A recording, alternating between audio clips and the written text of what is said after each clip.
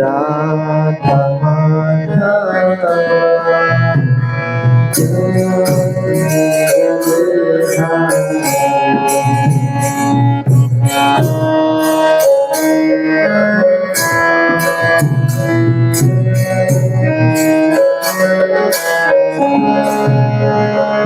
जय गोपी जन बल्लभ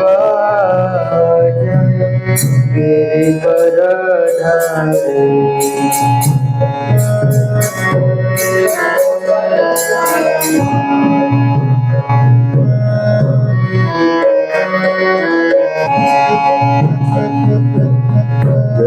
यशोदानंदन जनार्दन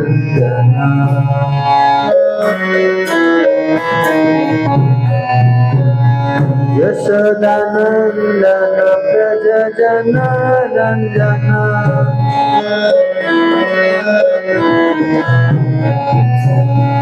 यमुना तीरा बनचारी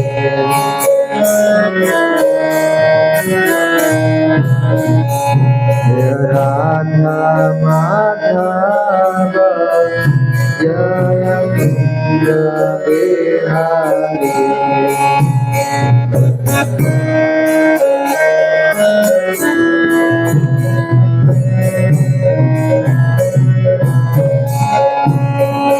हरे Krishna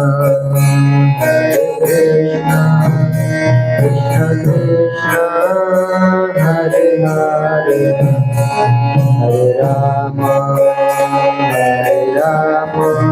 Ram Ram Hare Hare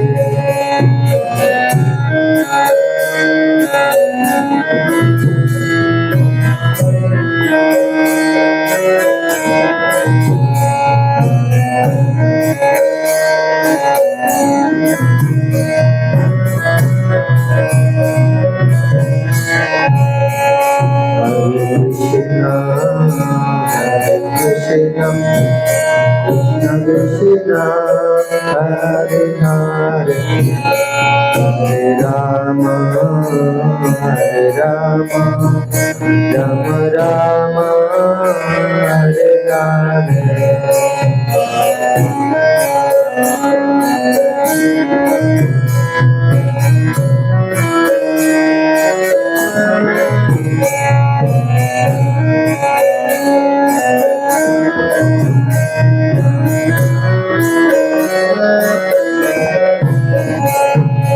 Krishna Krishna Krishna Hare Hare Hare Rama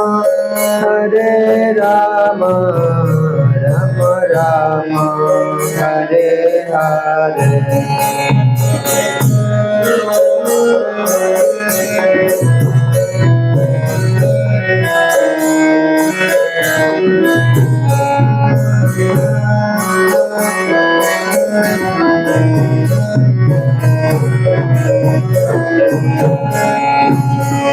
Hari Bol, Hari Bol, Hari Bol, Hari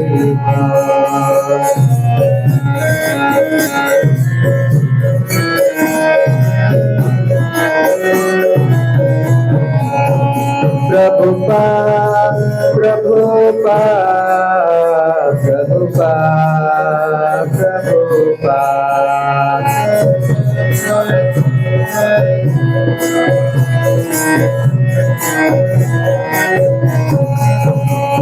Gurudev, Gurudev, Gurudev,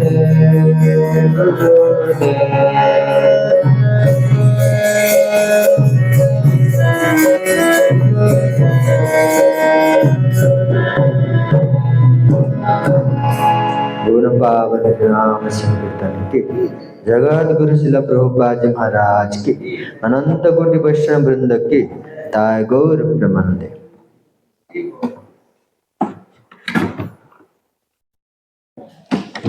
ये तोड़ी बोल लेला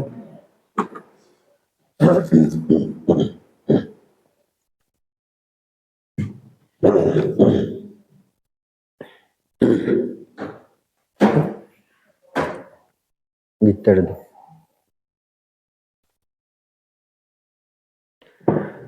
ओम ज्ञानतिमिरान्धस्य ज्ञानाञ्जनशलाकया चक्षुरुन्मिलितं येन तस्मै श्रीगुरुवे नमः। श्रीचैतन्यमनोभीष्टं स्थापितं येन भूतले स्वयं रूपं कदा हि मह्यं ददाति स्वपदान्तिकम्। वन्देऽहं श्रीगुरु श्रीयुतपदकमलं श्रीगुरून् वैष्णवांश्च श्रीरूपं साग्रजातं सहगण रघुनाथान्वितं तं सञ्जीवम् साद्वैतं सावधूतं परिजनसहितं कृष्णचैतन्यदेवं श्रीराधाकृष्णपादान् सहगणा ललिता श्रीविशाखानिष्ठा च। हे कृष्ण करुणा सिंधु दीनबंधु जगत्पते गोपेश गोपिकाकांत राधाकांत नमस्तुते। तप्त कांचन गौरांगे राधे वृंदावनेश्वरी वृषभानुसुते देवी प्रणमामि हरिप्रिये। वाञ्छाकल्पतरुभ्यश्च कृपा सिन्धुभ्य एव च पतितानां पावनेभ्यो वैष्णवेभ्यो नमो नमः। नमो ॐ विष्णुपादाय कृष्णपृष्ठाय भूतले श्रीमते भक्तिवेदान्त स्वामीति नामिने। नमस्ते सारस्वती देवे गौरवाणी प्रचारिणे निर्विशेष शून्यवादी पाश्चात्यदेशतारिणे। जय श्री कृष्ण चैतन्य प्रभु नित्यानंद श्री अद्वैत गदाधर शिवासादि गौरभक्ता वृंद। हरे कृष्णा कृष्णा कृष्णा हरे हरे हरे राम राम राम हरे हरे। हरे कृष्णा कृष्णा कृष्णा हरे हरे हरे राम राम राम हरे हरे। हरे कृष्णा कृष्णा कृष्णा हरे हरे हरे राम राम राम हरे हरे।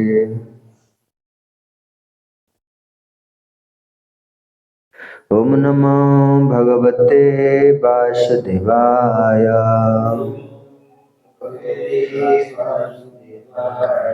ओम नमो भगवते वासुदेवाय। ओम नमो भगवते वासुदेवाय।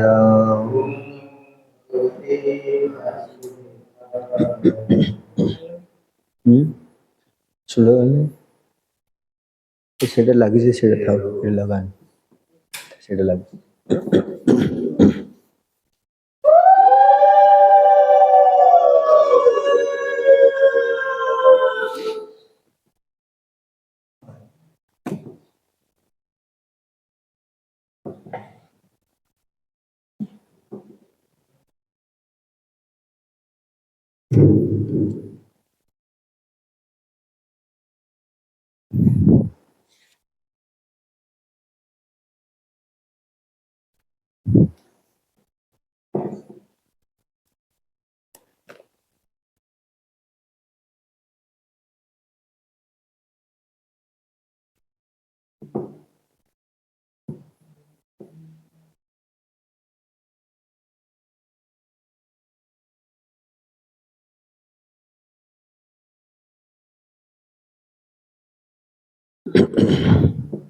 ग्रंथराज श्रीमद् भगवद गीता 16 अध्याय श्लोक नंबर 4।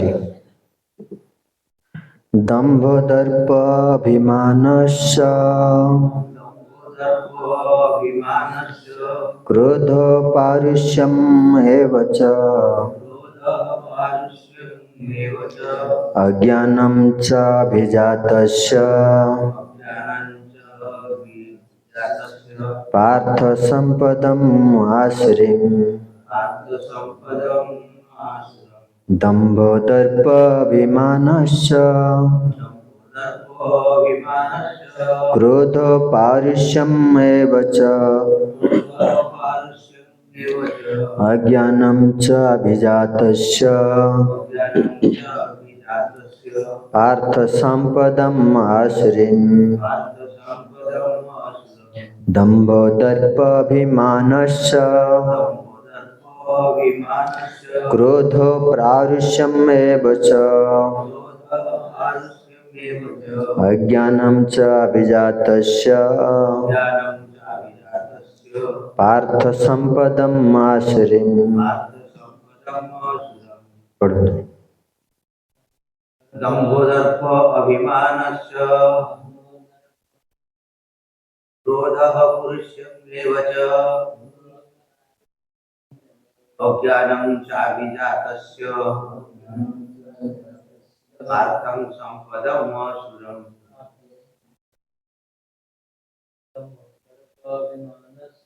दम्भोदर्प अभिमानश्च क्रोधः पारुष्यमेव च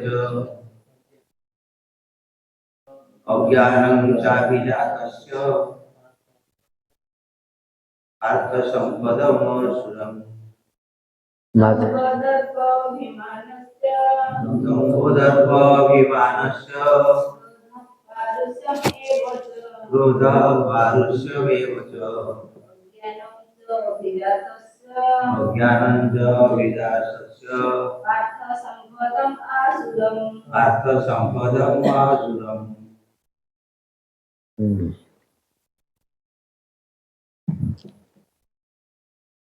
शब्दानुवाद। दंभ दाम्भिकता, दर्प गर्व, अभिमान अभिमान, च एवं क्रोध क्रोध, पारुष्यम कर्कशता, एव निश्चित भावे, च एवं अज्ञानम अज्ञान, च एवं अभिजातस्य जे जन्म होइछि, पार्थ हे पृथापुत्र, संपदम प्रकृति, आसुरीम आसुरी।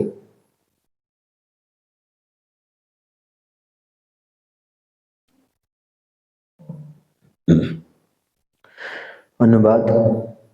श्रील प्रभुपाद की जय। अनुवाद। हे पृथापुत्र, गर्व दंभ अभिमान क्रोध कर्कशता एवं अज्ञानता एगुड़िक होछि आसुरी प्रकृति।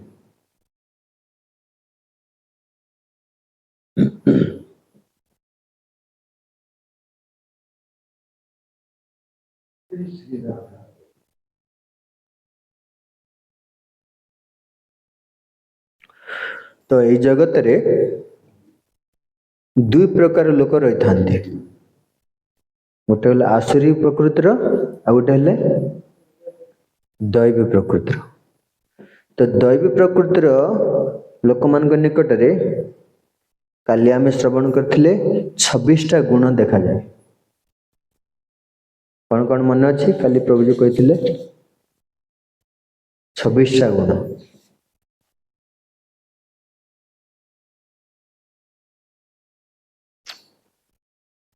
निर्भयता, तापर ज्ञान, दानम, मन यज्ञ अनुष्ठान, वैदिक साहित्य अध्ययन, तपस्या, सरलता, अहिंसा, सत्य, क्रोधशून्यता, त्याग, शांति भाव, दोष दर्शन प्रवृत्ति प्रति घृणा भाव, समस्त प्राणी ठारे लोभ शून्यता, भद्रता, विनय, दृढ़ता, क्षमा, धैर्य, परिष्कार परिच्छन्नता, अहिंसा भाव, ईर्ष्या शून्य, सम्मान पाइबार आशा, एगुड़िक हूँ दैवी प्रकृति लोक मान निकट रे देखा जाए 26टा गुण। आउ आज श्लोक कहु आसुरी संपन्न लोक निकट में यही गुण सब देखा जाए दुर्गुण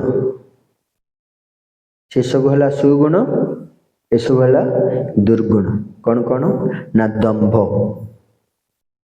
दाम्भिकता अब छटा दाम्भिकता गुण आसुरिक गुण जहाँ निकट अच्छी प्रभुपाद ये भावार्थ लिखुंट नरक को जीवार ये हूँ रास्ता पर जीवे नरक जहाँ पाखे छटा आसुरिक गुण रहा सी नरक को जीव कौन ना दंभिक दंभर अर्थ कौन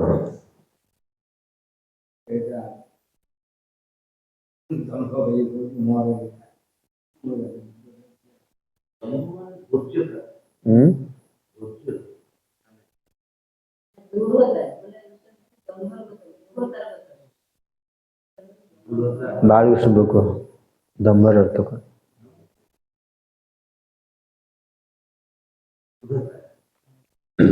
प्रभुपाद लिखुंट जहाँ पाखे दाम्भिकता अच्छी अवश्य ता पाखे से गुणटा नहीं किंतु बाहर को प्रकाश करछि मुईटा बोली मु यही व्यक्ति बोली अर्थात आमे धार्मिक व्यक्ति नुह सी अधार्मिक व्यक्ति किंतु सी बेश सजा सजी होछि निजको से बेश रे सजे होछि आ विभिन्न प्रकार यज्ञ अनुष्ठान करछि सी भावछि मु धार्मिक मु जे श्रेष्ठ धार्मिक व्यक्ति आउ समाज रे विभिन्न प्रकार अनुष्ठान करछि धार्मिक अनुष्ठान से व्यक्ति की दाम्भिकता बोली कहा जाए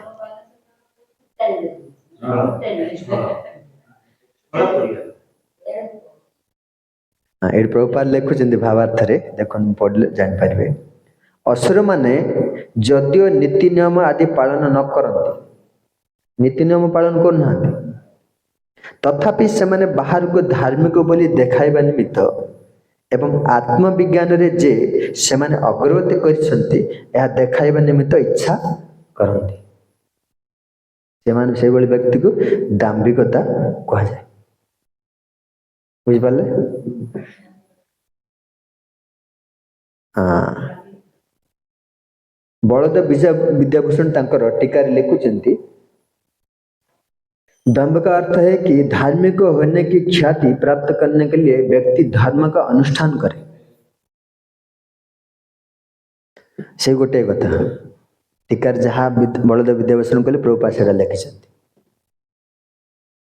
गाँ गली समाज देखते जहाँ पर अधिका कौन धन थी से कौन कर सब आडंबर सहकारी सब अनुष्ठान कर धर्म अनुष्ठान कर ताकू लोक देखिए कौन कहे बहुत धार्मिक लोक लोक मत मानि जाते कि भितर आसुरिक गुण सब थी से व्यक्ति दाम्भिक कहा जाए अच्छा आम असुर क्या बोले आम कहते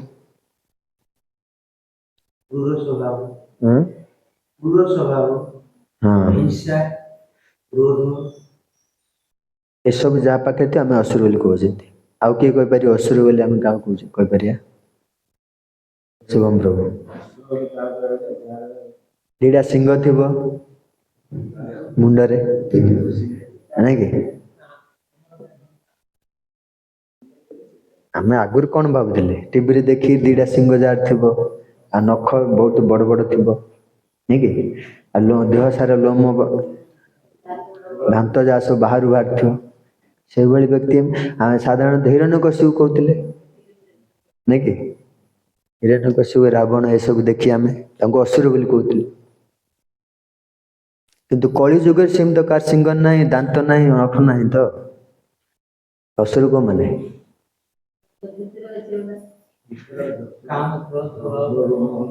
जहाँ पाखे यही सब दुर्गुण अच्छी से माने सब असुर अर्थात आमे तुम्हें गोटे गोटे कौन असुर बाछे ऊपर देखा आमे टाई बूट सूट पिंधि पूरा मेकअप होती भाव बाहरटा सुंदर किंतु भीतरटा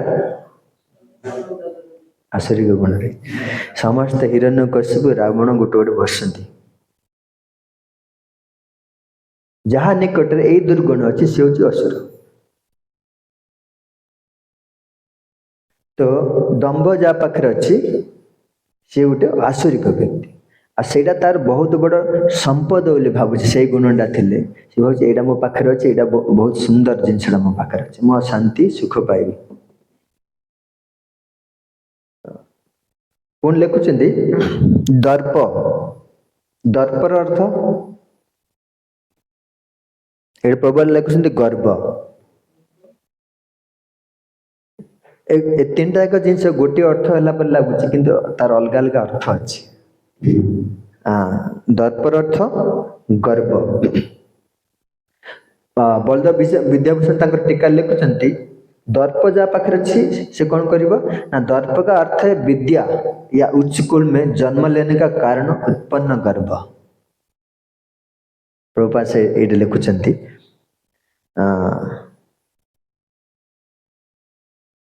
सेमाने जे किछि शिक्षा दीक्षा लाभ करछन्ति यह देखाइबा निमित्त इच्छा करन्ति सेमाने जे किछि शिक्षा दीक्षा लाभ करछन्ति किंबा धन संपद लाभ करछन्ति एथिमाई बड़ गर्व अनुभव करन्ति गर्व दंभ अभिमान आदि प्रकाश करन्ति हमर प्रकृति रे गर्वटा कोठा आसे कौन कौन आम निकट रे अछि जे गर्वटा आसे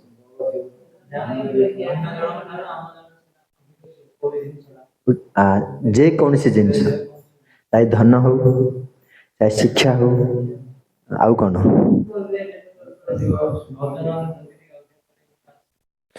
जे कौन सी भक्ति हो नहीं कि तो ये बलदेव विद्याभूषण लिखुଛନ୍ତି विद्या उच्च कूल जन्म ए दुटा थिले व्यक्ति निकटरे कौन आस गर्व आस बालकृष्ण प्रभु गर्व आस तुम पाखे विद्या अच्छी कि उच्च कूल जन्म नहीं तथापि गर्व रही आउ कौन जे कौन सी जिनस गोटे थी तेणु गर्व किए कहीपर मो पाखे गर्व ना बोले समस्त निकट रे गर्व अच्छी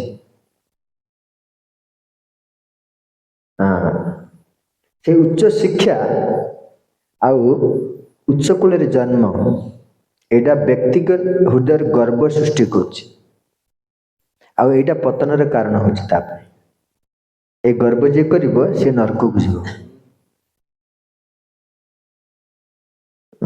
पुणी कहते अभिमान अभिमान अर्थ कौन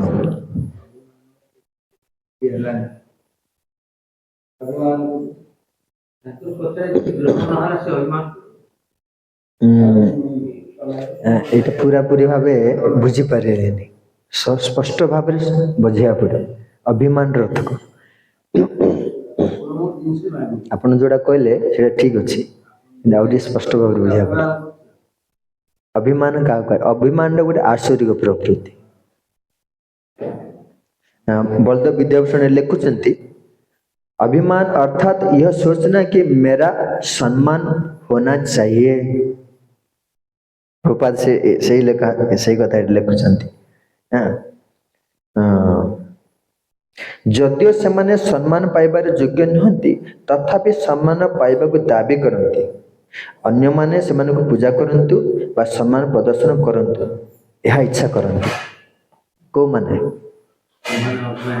जहाँ पाखे अभिमान अच्छे से माने योग्य नुहंती सम्मान पाइबा किंतु से माने दाबी करंती मते सम्मान मिलवा दरकार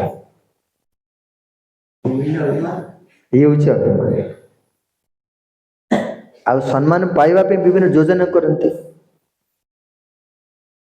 बाकी जिन सब छाड़ दियंती सम्मान न मिले मृत्यु मृत्यु जो भाव में हुए से भाव में से दुख कष्ट पाई था ये हूँ आसुरिक प्रवृत्ति बोली कौन समस्ते कौन सब सम्मान देवे ना कौन तुमको आसीच कुआड़े भक्ति करने आसती भक्त मान कथा पढ़ी समस्त अभिमान अच्छे तमें मान सम्मान मिल केमती से चेष्टा कर ना भक्ति कर भक्ति करने भगवान चिंता कर जदि निज निकट से दोष अच्छे से त्याग कर ताले भजन हम अभिमान सेटा पाइबा पे सब से चिंता करिवो तमरे घाटा ही हो नरक को जीव शेष भजन तो हम ना चिंता कर प्रकृत रे मु ये सब जिनस अच्छी कि मो पाखरे जदि जहाँ पाखे भजन हो ठीक अच्छे जदि नहीं ये सब जिनस रही भजन हो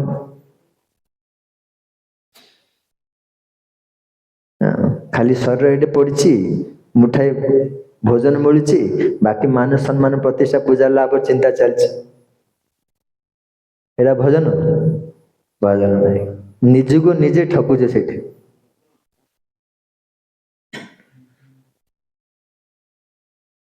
किए गोटे कहते समस्त तो इच्छा अच्छी पोस्ट पोजिशन पे 15 वर्ष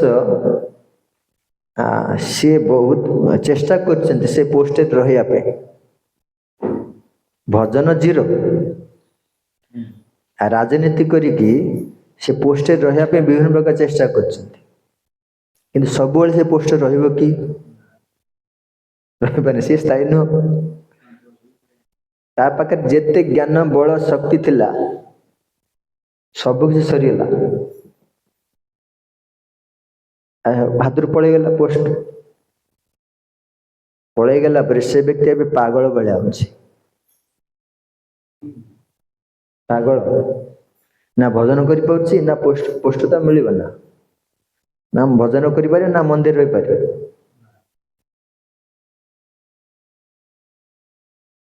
तेणुक कह सावधान जगत रे कौन सी जिनस स्थायी नुह चेंजेस चलती परिवर्तन चलती आज नुह तो काली नुह तो 2 वर्ष 5 वर्ष तापर कौन अवस्था हो चिंता कर तेणु ये कह आम जोड़ा योग्य नुह आमे जोड़ा पाइबार योग्य नुह सेटा प्रति चेष्टा करवा होची अभिमान चैतन्य महाप्रभु कौन कहले भजन किए करि परियो भजन किए करि परियो शिक्षाष्टम करे कौन कहले कीर्तनीय सदा हरे मान सम्मान तुम्हें दब आशा करवा सम्मान तो दौना आज देखा गले लेखा से बुझा पड़े सम्मान दौना कि आवश्यक अधिकार कौन कहते इच्छा कर मत मिलू तुम पाखे तुम जो योग्यता हासिल करन तुम सम्मान मिलना केते तुम चेष्टा कर मिलना आ जोटा भावुच या द्वारा मत सम्मान मिलूँ सीटा तुम गोटे कौन बाध्यबाधकता कलेक्शन कर निज आड़ू निजे खुशी तुमको सम्मान दो तुम्हें सेटा मिलूँ बंचिक अच्छे जो दिन तार तुम किसी होगला सरला कौन कर ए जगत रे किसी ना किसी तो गोटे हम तुम जोड़ा आशा कर विपरीत सब आसी पहुंचो तेणु के सम्मान दाबी करना अमानिना मानदेन कीर्तनीय सदा हरे आ जी सम्मान इच्छा कर पूजा लाभ प्रतिष्ठा इच्छा कर सी हूँ अभिमान व्यक्ति सी हूँ आसुरिक प्रकृतिर व्यक्ति तापर आसला क्रोध क्रोध कौन पे आसी क्रोध कौन पे आसी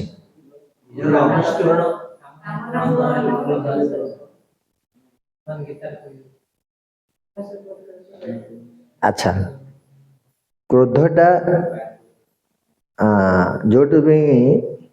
जो आशाटा पूर्ण हैला पूर्ण होला पर कौन आसो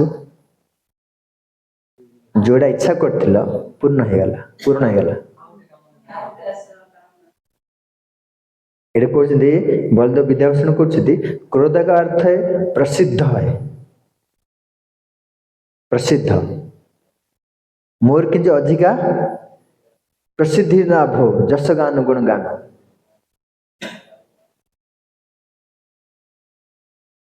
जदि प्रसिद्ध बा गुणगान जदि हल्ला जस गान न हल्ला तार कौन आसो न हल्ले क्रोध आसो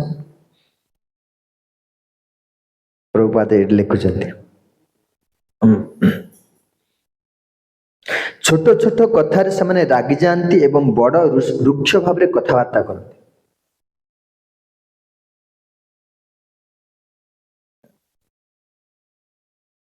क्रोधी व्यक्ति लक्षण हूँ छोट छोट कथार चिड़चिड़ी हे प्रेम भक्ति प्रभु होती हो ना किए जब काम को न आसला पाखक काम कला बेले से भितर कौन कौन से गाली कर मजे मजे मन मन से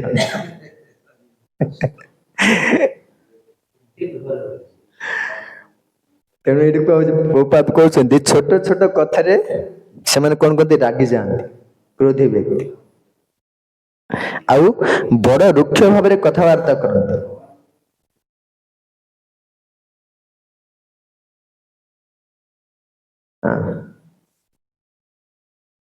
बलदेव विद्याभूषण लिखुंट नहीं सेटा अलगाटा क्रोध का अर्थ है प्रसिद्ध अर्थात छोट छोट कथार रागी जावा आमर सेमती हूँ कि हूँ कमेब केमती ऐसे देते सब आश्चर्य गुण अच्छे समस्त निकट रही कमेब केमती हाँ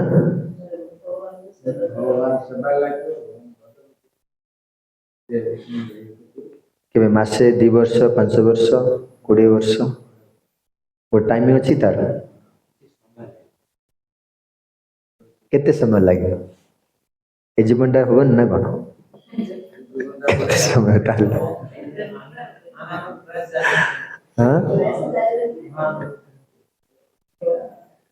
तो घाटा है गला प्रयास जारी रखा ये जन्मटा एमती जीव से क्रोध परिश्रम अभिमान सब रही चल जाए ना कौन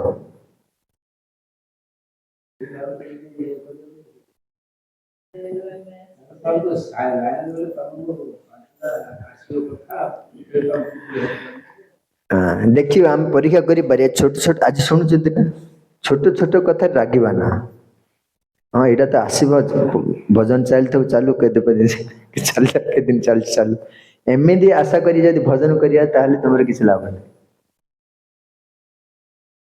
आज शुणिल ना छोट छोट कथा आम रागुच रागवा ना आज कमेबा आ बड़ जो बड़ कथा जो आसे से तो क्रोध हम कि छोट छोट कथा रागवा यहाँ अभ्यास करे एमती समय आसो कौन से परिस्थिति में आप क्रोध को प्रकाश करेंगे ना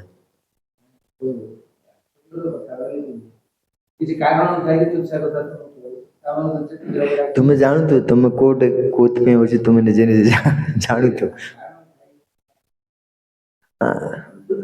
तेणु नरकर द्वार है ये गीतार कहुई शेष आदि काम क्रोध लोभ कौन कुआड जीव आगु आसब आग श्लोक अच्छी नरकर द्वार हूँ 3टा तेणु क्रोध हूँ गोटे नरकर द्वार तापर कौन आस पारुष्यम एवच पारुष्यम बोले कौन कर्कशता कर्कशतार अर्थ कौन कठिन वचन आउ कौन कर्कश दांत कामुड़ी कौन कहना कर्कश अर्थ ये बलदेव विद्याभूषण लिखुंट कर्कश सॉरी पारुष्य अर्थात अन्य के सामने कड़वे वचन बोलना जय श्री राधा गोविंद सीता हनुमान की प्रभुपाद लिखुंट बड़ रुक्ष भाव में कथबार्ता करती रुक्ष भाग माने कटु वचन कही था कटु वचन बुझी पार्छ ना हाँ अन्य को जो भाव रे कष्ट लगिबो सेटा कहे कटु वचन। आमे कहिसेंती केबे केबे कार एक्सपीरियंस अछि कहले प्रेम भक्त प्रभु का कटु वचन कहिसेंती केबे का कहिसेंती एठी कहिसेंती ना बाहर एठी कहि नांती बहुत भल कथा। बालकृष्ण प्रभु कहिसेंती ना हाँ शुभम प्रभु सब कहिसेंती ना तुमे कहिछ ना नहीं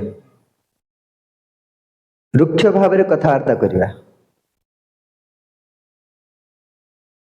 हाँ जोटा कि निजर मंगल हब ना अन्य को बहुत कष्ट दब।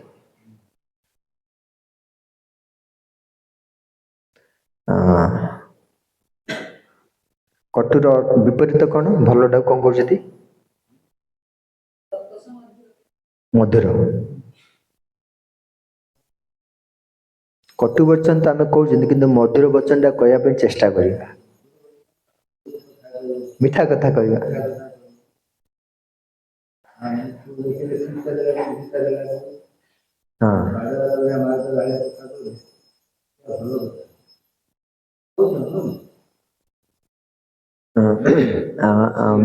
प्रभुपाद गोटे कथा कहते खा भुंज गिल तीन टा अच्छी ना गोटे अर्थ किंतु से आम जब जन कहवा भोजन कर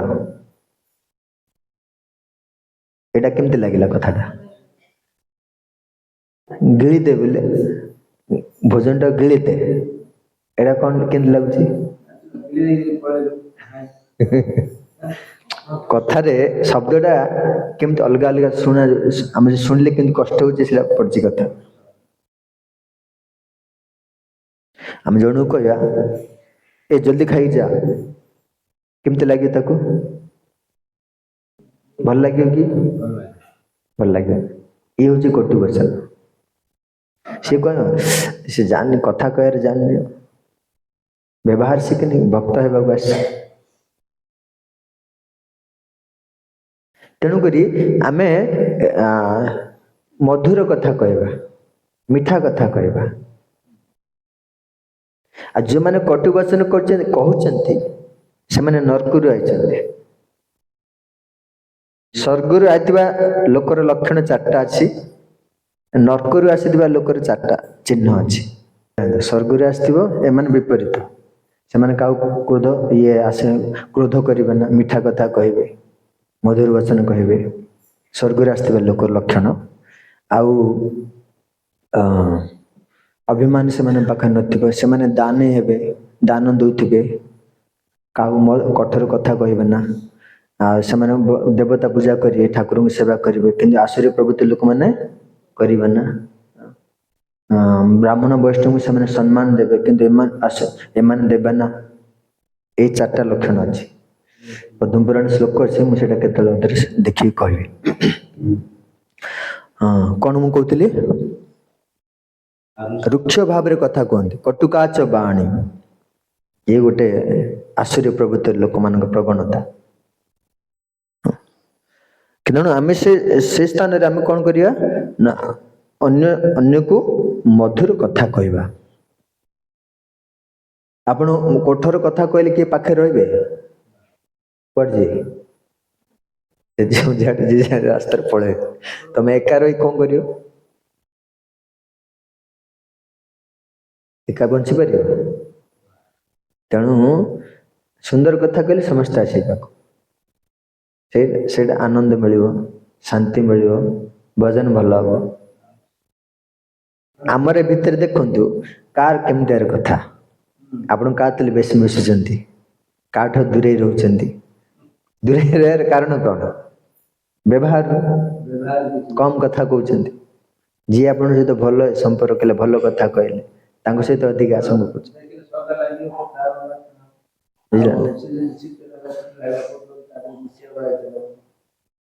कठोर कथा जो मैंने कहती से कौन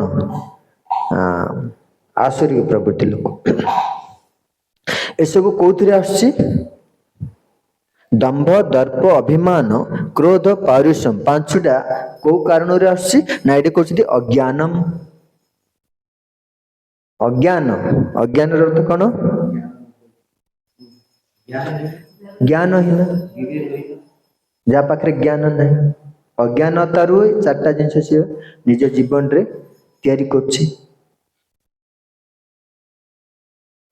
ଏଇଠି କହୁଛନ୍ତି ବଳଦେବ ବିଦ୍ୟାଭୂଷଣ କହୁଛନ୍ତି ଅଜ୍ଞାନ ଅର୍ଥାତ୍ କାର୍ଯ୍ୟ ଅକାର୍ଯ୍ୟ ବିବେକ ବୁଦ୍ଧି ଶୂନ୍ୟତା। ଅଜ୍ଞାନ, ଯେଉଁମାନେ ଅଜ୍ଞାନୀ ବ୍ୟକ୍ତି, ପ୍ରଭୁପାଦ ଏଠି ଲେଖୁଛନ୍ତି କଣ କରିବାକୁ ହେବ ଏବଂ କଣ ନ କରିବାକୁ ହେବ ସେମାନେ ଜାଣନ୍ତି ନାହିଁ। କୋଉମାନେ? ନିଜର ମନ ମୁତାବକ ସୁବିଧା ଅନୁଯାୟୀ କାମ କରନ୍ତି। ଅଜ୍ଞାନୀ ବ୍ୟକ୍ତି ମାନେ କଣ କରିବା କଣ ନ କରିବା ସେମାନେ କିଛି ଜାଣନ୍ତି ନାହିଁ। କୋଉ କାର୍ଯ୍ୟ କଲେ ତାଙ୍କର ମଙ୍ଗଳ ହବ, କଣ କଲେ ସେମାନଙ୍କର ଅମଙ୍ଗଳ ହବ ସେମାନେ ଜାଣନ୍ତି ନା। ଆଉ ନିଜ ମନ ମୁତାବକ କାମ କରନ୍ତି। ଗୁରୁଙ୍କର ଏଠି ଲେଖୁଛନ୍ତି କୌଣସି ଗୁରୁଙ୍କୁ ବା ଆଚାର୍ଯ୍ୟଙ୍କୁ ମାନନ୍ତି ନାହିଁ। ସେମାନେ ଯଦି ଉପଦେଶ ଦେବ ଜଣେ ଅଜ୍ଞାନୀ ବ୍ୟକ୍ତି କି, ସେ କଣ କହୁଛି? ମୁଁ ସବୁ ଜାଣିଛି, ନାଇଁ କି?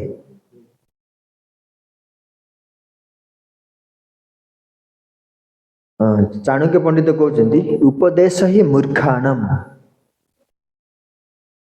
ମୂର୍ଖ ବ୍ୟକ୍ତି କି, ଅଜ୍ଞାନୀ ବ୍ୟକ୍ତି କି ଯଦି ଉପଦେଶ ଦେବ ତାର ପ୍ରତିକ୍ରିୟା କଣ ହବ ତମ ପାଇଁ? ସେ ତମ ଉପରେ ଆହୁରି ରାଗିବ।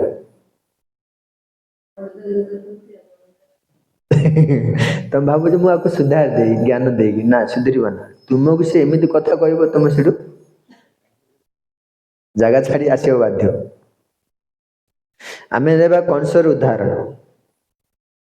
କଂସ ଜଣେ ଦୁଷ୍ଟ ବ୍ୟକ୍ତି ଥିଲା ନା? କଂସ ଜଣେ ଅସୁର ନା? ବସୁଦେବ ବହୁତ ସାରା ଉପଦେଶ ଦେଲେ, ବୁଝିଲା କି?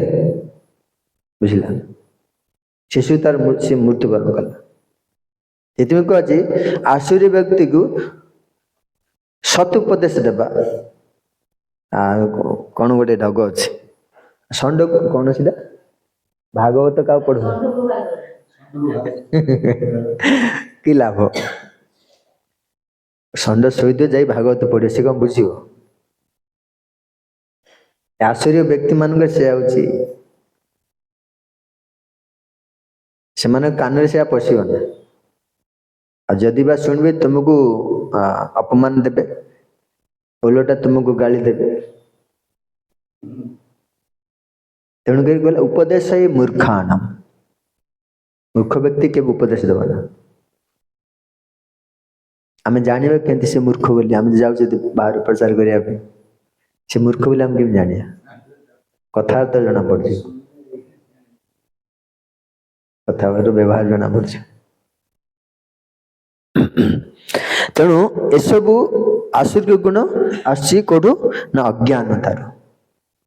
ଅଜ୍ଞାନମ ଚ ଆଭିଜାତସ୍ୟ ପାର୍ଥ ସମ୍ପଦମ ଆସୁରୀ। ଆସୁରିକ ବ୍ୟକ୍ତି ମାନେ ନିଜର ଟ୍ରେଜେରୀରେ, ଟ୍ରେଜେରୀ କୋଉଟା? ଏସବୁ ସାଇତିକି ରଖିଥାନ୍ତି, ସମୟ ଅନୁସାରେ ବାହାର କରିବେ। ସେ ହେଲା ତାଙ୍କର ସମ୍ପଦ। ସମ୍ପଦ ବୋଲି କଣ? ଧନ। ଦ୍ୱାରା ସେମାନେ ଭାବନ୍ତି ଆମେ ସୁଖରେ ଅଛୁ, ଶାନ୍ତି ପାଉଛୁ। ଜୟ ଶ୍ରୀ ରାଧା ଗୋବିନ୍ଦ ସୀତାରମଣ ଭକ୍ତ ହନୁମାନ କି। ଦ୍ୱାରା ସେମାନେ ଅଧିକରୁ ଅଧିକ କଷ୍ଟ ପାଇଥାନ୍ତି, ଦୁଃଖ ପାଇଥାନ୍ତି। ସାରା ଜୀବନ ଏଭଳି ଭାବରେ କଷ୍ଟ ଦୁଃଖରେ ଜୀବନଟାକୁ ବିତେଇ ଦେଇଥାନ୍ତି, ତାପରେ ନରକକୁ ଯାଇଥାନ୍ତି। ପ୍ରଭୁପାଦ ଏଇଠି ସୁନ୍ଦର କଥା ଗୋଟେ ଲେଖୁଛନ୍ତି, ଶବ୍ଦ ଗୋଟେ, ସେମାନେ ମାତୃଗର୍ଭରେ ଥିଲାବେଳେ ଏ ଆସୁରୀ ପ୍ରକୃତିକୁ ଗ୍ରହଣ କରିଛନ୍ତି ଏବଂ ବୟସ ବୃଦ୍ଧି ସଙ୍ଗେ ସଙ୍ଗେ ଏସବୁ ଆସୁରୀ ପ୍ରକୃତି ବା ଦୁର୍ଗୁଣ ଗୁଡ଼ିକ ସେମାନଙ୍କ ଠାରେ ପ୍ରକାଶ ପାଏ। ମାତୃଗର୍ଭରେ ସେମାନେ ସେଇଟା ସେ ଆସୁରୀ ପ୍ରକୃତି ଗ୍ରହଣ କରିଛନ୍ତି।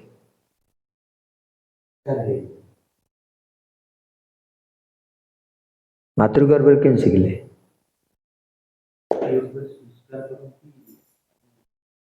ମାତୃଗର୍ଭରେ ଥିଲାବେଳେ ଶାସ୍ତ୍ର କହୁଛନ୍ତି ଯଦି ଗର୍ଭାଧାନ ସଂସ୍କାର କରିବେ ଆମର କେତେ ସଂସ୍କାର ଅଛି? 10 ବିଧ ତ ମୁଖ୍ୟ, କେତେଟା ଆହୁରି ଅଛି? 16ଟା। 16 ବିଧ ସଂସ୍କାର ଅଛି। କିନ୍ତୁ 10 ବିଧ ସଂସ୍କାର କରିଲେ ଜଣେ ବ୍ୟକ୍ତି ଏସବୁ ଗୁଣରୁ ମୁକ୍ତ ହେଇପାରିବ। ସେଥିପାଇଁ ମାତୃଗର୍ଭରେ ଯେଉଁମାନେ ବି ରହିଥାନ୍ତି ସେମାନେ ସବୁ ଆସୁରିକ ପ୍ରକୃତିର। ଗର୍ଭଧାରଣ ସଂସ୍କାର କଲେ ଏସବୁ କ'ଣ ହବ? ସଂସ୍କାରିତ ହେଇଯିବ। ପ୍ରଭୁପାଦ କୁହନ୍ତି ଆଉ ଗୋଟେ, ଯେଉଁମାନେ ଆଜିକାଲି ତ ସମସ୍ତେ ଅସୁର ବୋଲି କୁହାଯାଏ। ମାତୃ ଗର୍ଭରେ ଯେଉଁମାନେ ପିତା ମାତା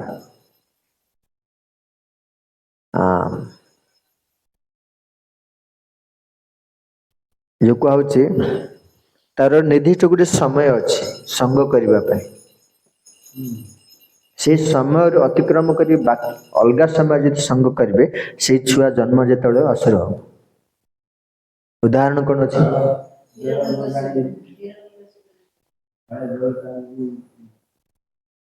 ହିରଣ୍ୟକଶିପୁ, ହିରଣ୍ୟାକ୍ଷ। ତାଙ୍କର ପିତା କିଏ ଥିଲେ? ମାତା ଅଦିତି। ସେମାନେ ଅସମୟରେ ସଙ୍ଗ କରିଥିଲେ, ସନ୍ଧ୍ୟା ସମୟରେ।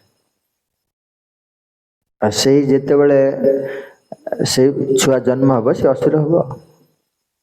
ତେଣୁକରି ସାବଧାନ କୁହାଯାଏ।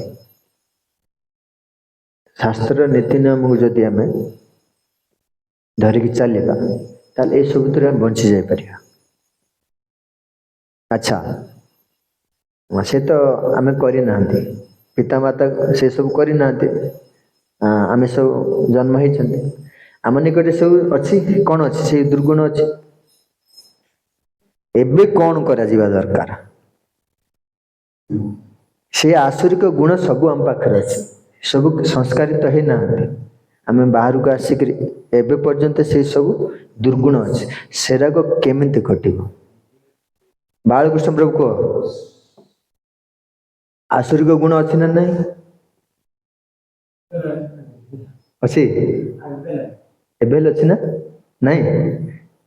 ଆଚ୍ଛା, ପ୍ରଭୁଙ୍କ ପାଖରେ ନାହିଁ।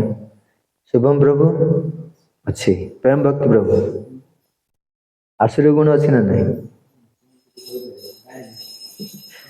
ତମେ କେତେବେଳେ ରାଗିଲେ ମୁଁ କହିବି ସେଇଟା ଆସୁରିକ ଗୁଣ ନୁହଁ। ବର୍ତ୍ତମାନ ଏଠି ବସିଛନ୍ତି, ଆସୁରିକ ଗୁଣ ନାହିଁ। ଯୋଉଠି ରାଗିବେ ସେଇଠି ଆସୁରିକ ଗୁଣ ଆସିବ। ଏମିତି କ'ଣ ହୁଏ?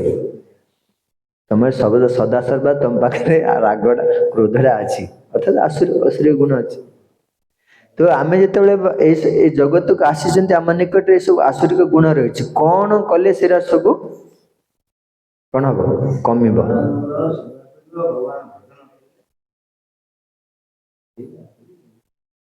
ଭଜନ କିଛି ନିର୍ଦ୍ଦିଷ୍ଟ ସମୟ ଅଛି କି ଏରା ସବୁ କଟିବା ପାଇଁ? ପ୍ରେମ ଭକ୍ତି ପ୍ରଭୁ ଅଛି, କିନ୍ତୁ ସମୟ ନାହିଁ। କଟିଲେ କଟିଲେ, ନହେଲେ ନାହିଁ ମଧ୍ୟ। ଏମିତି ତମର ତାଙ୍କରି ଲେଖା।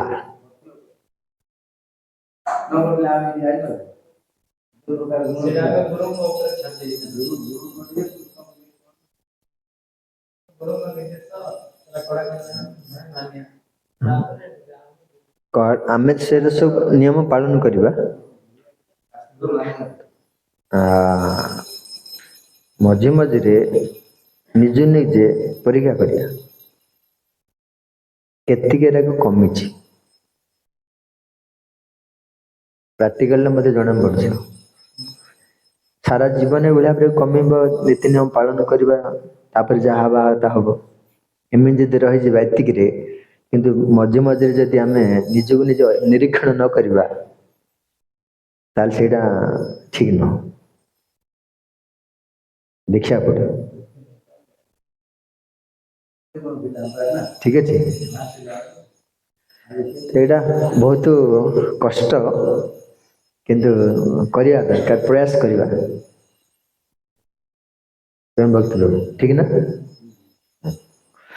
ତ ଆଜିର ଶ୍ଲୋକର ସେୟା ଥିଲା ତାତ୍ପର୍ଯ୍ୟ। एसबु दुर्गुण गुड़िक आसुरिक व्यक्ति मान निकट देखा जाए। परवर्ती श्लोक रे कहे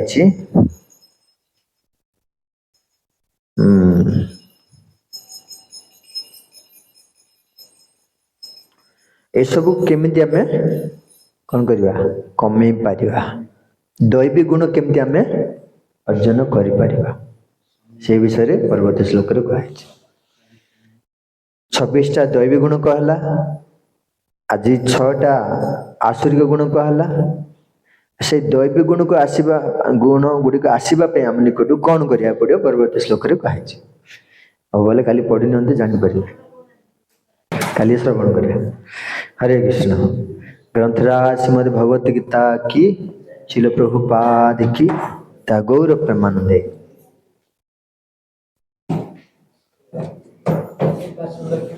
प्रभुपाद की